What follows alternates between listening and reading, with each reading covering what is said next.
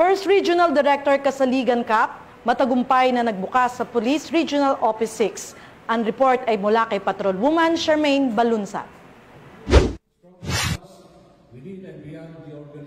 Nagtipon at nagkaisa ang mga miyembro ng kapulisan at mga civilian gun enthusiasts sa formal na pagbukas ng First RD Kasaligan Cup sa pangunguna ni Police Brigadier General Josepino Diligan, Regional Director ng Police Regional Office 6 na ginanap sa Pro 6 Multipurpose Hall, Camp General Martin Chupelo B. Delgado, Port San Pedro, Iloilo City. Nito lamang 21 ng Oktubre taong kasalukuyan. Ang nasabing aktibidad ay isang PPSA Level 1 handgun at PCC sanction match at PNP Marksmanship Enhancement Competition na binubuo ng 6 na stages at may minimum of 120 rounds. Ang RD Kasaligan Cup ay isang paligsahan sa pagbaril na layuning palakasin ang disiplina, husay at pagkakaisa sa pagitan ng kapulisan at ng komunidad. Dumalo rin sa nasabing aktibidad si Ginoong Glicerio Subok, Acting President ng Falcon Bay Gun Club Iloilo, na katuwang ng Police Regional Office 6 sa matagumpay na pagsasagawa ng kompetisyong ito. Itinampok din sa aktibidad ng isang ceremonial shoot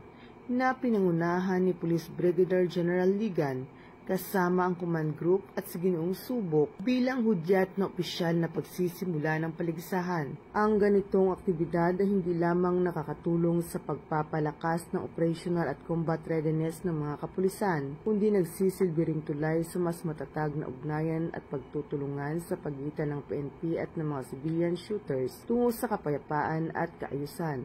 Mula dito sa Western Visayas, ako ang inyong Police News Network correspondent, Patrolwoman Charmaine Balunsat, alagad ng batas, tagataguyod ng Balitang Pulis.